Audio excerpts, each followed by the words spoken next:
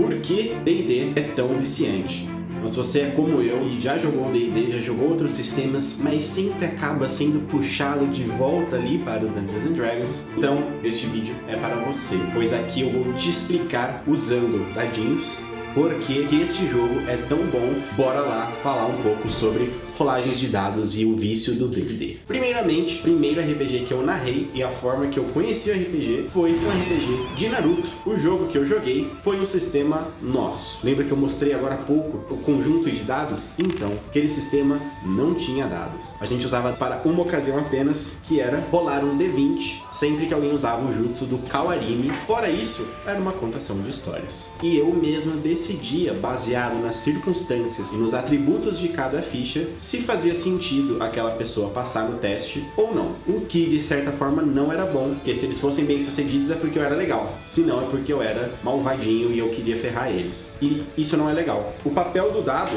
é justamente o de ser um árbitro numa partida de RPG. E quando o árbitro fica 100% na mão dos mestres, costuma não funcionar muito bem. Depois de uns 5 anos jogando Naruto e conhecendo RPG, eu fui para um outro sistema, que era o Guerra dos Tronos, cujo qual temos vídeos aqui falando como funciona esse sistema. E este sistema usava dados, mas ele usava apenas um dado, o D6, um dado de 6 lados. Quanto mais forte você fosse, mais dados você rolava. Então, se você fosse muito bom em algo, você ia rolar vários dados, podendo chegar até 14 dados em uma rolagem, mas quando você rola um D6, ele existe uma chance igual de cair 1, 2, 3, 4, 5 ou 6. Quando você rola um segundo dado, também tem uma chance igual de que 1, 2, 3, 4, 5 ou 6. Porém, como você vai somar o resultado, a soma ela não tem a mesma probabilidade. As combinações das somas dos resultados deles tendem a ficar próximos ao meio. A probabilidade maior é que o resultado seja ali por volta de 7, 8. Ou seja, existe uma chance muito alta de cair um resultado mediano e uma chance muito baixa de cair resultados muito baixos ou muito altos. Isso falando só de 2 dados. Agora imagina quando você rola 6, 7, 10 e perceba o impacto que isso traz no jogo. Quando a chance de algo mediano acontecer é maior, as atitudes que os personagens tomam acabam sendo o quê? Medianas. Embora sejam muitos dados e eles consigam com facilidade superar desafios, você raramente vai ter algo muito grandioso acontecendo. O foco ali vai ficar mais na sua ficha, da forma que você arrasou e que você manda muito, do que no resultado deste dado. E tanto o jogador quanto o mestre começam a ficar um pouco cansados de ver que um personagem que não é muito bom, na maioria das vezes falha, e alguém que é muito bom basicamente sempre tem sucesso. Depois de jogar Guerra dos Tronos, eu comecei a explorar vários sistemas, um deles sendo o The Witcher.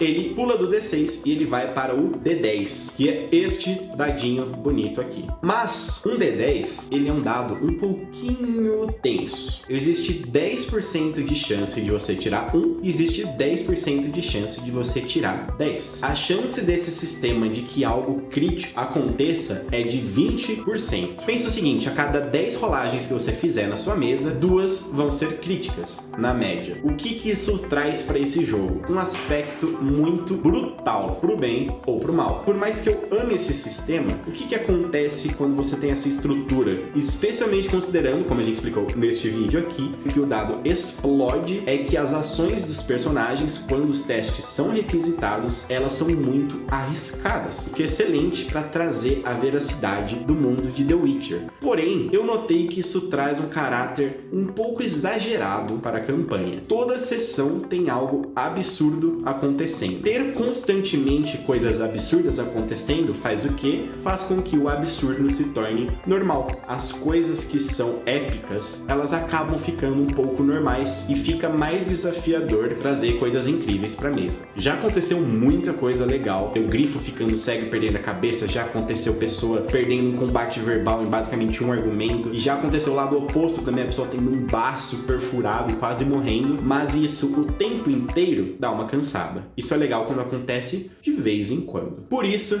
que, desde que eu conheci o D&D, eu sinto que eu sempre volto para ele, independente de quanto que eu exploro esses sistemas, e é porque o D&D usa o seguinte dado.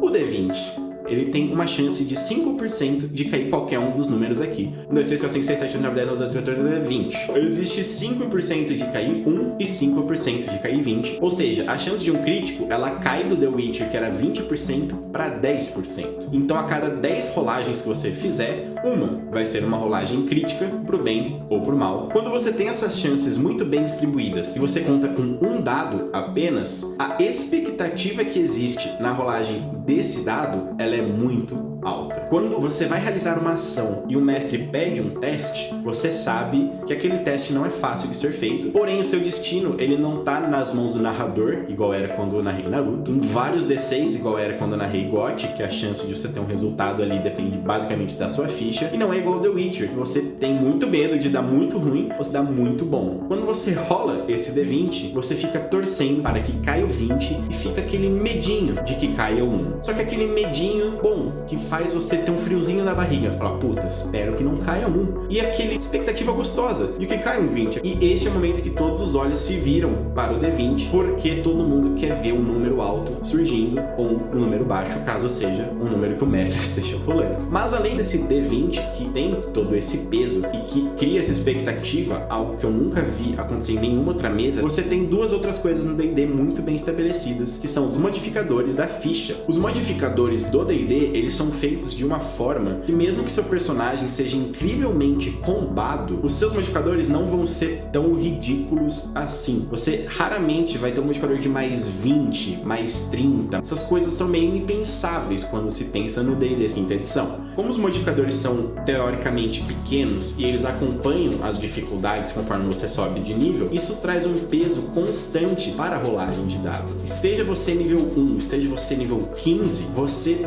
vai ter uma tensão na rolagem do dado sempre que você fizer um teste. A rolagem do D20 ela continua sendo bem importante, não é algo que você simplesmente torce para não cair um e você supera qualquer desafio. Como as dificuldades, agora entrando no terceiro ponto, também acompanham isso, conforme você sobe de nível e encontra desafios mais épicos, você tem a mesma tensão quando você rola esse D20. Claro, você vai fazer 300 magias por turno, você vai atacar 200 vezes em níveis mais altos, tem tudo isso, mas o D20 ainda une todos e essa expectativa ainda traz todos para este dado. Embora eu tenha explorado vários sistemas medievais, outros mais tecnológicos, alguns de terror, DBTA e vários que misturaram aí na minha gama de jogos experimentados, eu sempre acabo voltando para o D&D quinta edição. Embora eu veja algumas coisas que eu não goste nele, ele acaba sendo o meu sistema de conforto e é por isso que eu acho que ele é tão viciante. De acordo com as probabilidades aqui de rolagens, os modificadores, ele é um sistema que ele constantemente traz essa sensação de quero mais, quero conhecer, quero rolar mais dados, quero fazer mais desafios e você sempre vai estar torcendo por uma rolagem.